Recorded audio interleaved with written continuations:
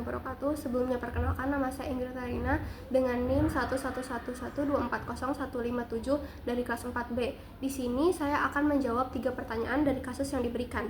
Jadi untuk pertanyaan pertama itu kan mengenai kebijakan pengurangan TKD oleh pemerintah pusat, apakah itu sesuai dengan prinsip otonomi daerah dalam sistem negara kesatuan Republik Indonesia gitu. Sebenarnya kalau kita membicarakan hal ini, kebijakan pemerintah pusat yang mengurangi dana transfer ke daerah itu sebenarnya merupakan kewenangannya yang tujuannya itu untuk mengatur kebijakan fiskal nasional. Nah, tepatnya pada pasal 18 Undang-Undang Dasar 1945, pasal tersebut itu menegaskan bahwasannya daerah diberi kewenangan oleh pemerintah pusat untuk menjalankan otonomi seluas-luasnya, kecuali urusan yang menjadi kewenangan pusat. Selain itu, hubungan keuangan antara pusat dan daerah itu diatur agar dilaksanakan secara adil dan selaras. Nah, kalau misalkan kita hubungkan dengan teori desentralisasi dan otonomi daerah, pemerintah pusat itu menyerahkan sebagian urusan pemerintahannya kepada daerah agar pelayanan publik, pembangunan itu jauh lebih efektif dan sesuai dengan kebutuhan masyarakatnya. Oleh karena itu, pusat itu berhak untuk mengatur distribusi keuangan negara termasuk TKD. Namun perlu kita garis bawahi ya, pengurangan TKD itu tidak dapat dilakukan secara drastis. Jadi harus mempertimbangkan kemampuan fiskal daerah. Karena jika itu dilakukan, maka pelaksanaan otonomi daerah akan terhambat gitu.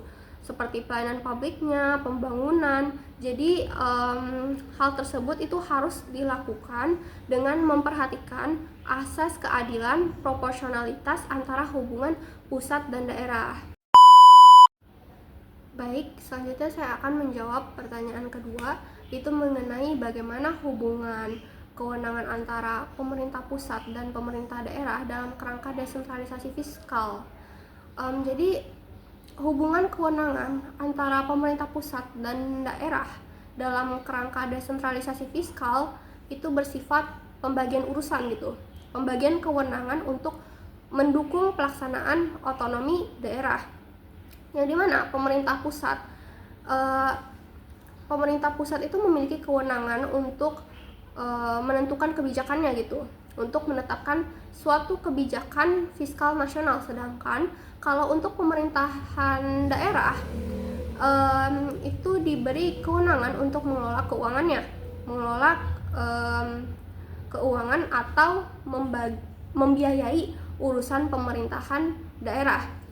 Nah, perlu kita ketahui bahwasannya desentralisasi fiskal itu bertujuan untuk menciptakan kemandirian daerah.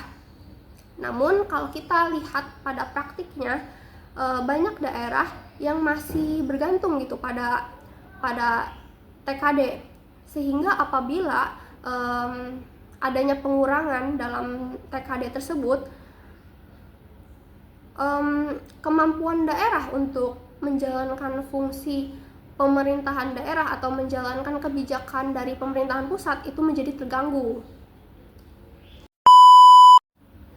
Baik, untuk pertanyaan terakhir itu mengenai tindakan pemerintah daerah yang menaikkan pajak daerah sebagai respon kebijakan pusat, apakah dapat dibenarkan secara hukum? Jadi kalau tindakan pemerintah daerah yang menaikkan pajak daerah seperti pajak bumi dan bangunan itu pada prinsipnya memang dapat dibenarkan secara hukum, tetapi harus sesuai dengan ketentuan undang-undang, karena pemerintah daerah memang memiliki hak untuk memungut pendapatan asli daerah sebagai bentuk kemandirian daerahnya gitu dalam penyelenggaraan otonominya. Namun kewenangan tersebut juga tidak boleh dilakukan secara sewenang-wenangnya. Berdasarkan asas kepentingan umum dan juga keadilan, kebijakan itu harus mempertimbangkan kondisi suatu masyarakatnya. Penetapan pajak juga harus berdasarkan kemampuan masyarakat itu sendiri. Jadi kalau dapat kita simpulkan, kenaikan pajak itu sebenarnya disahkan saja gitu, disahkan secara hukum, tetapi perlu digarisbawahi hal tersebut harus dilakukan sesuai prosedur dan adanya demi kepentingan penyelenggaraan pemerintahan daerahnya, seperti itu. Dengan demikian kurang lebihnya mohon maaf. Wassalamualaikum warahmatullahi wabarakatuh.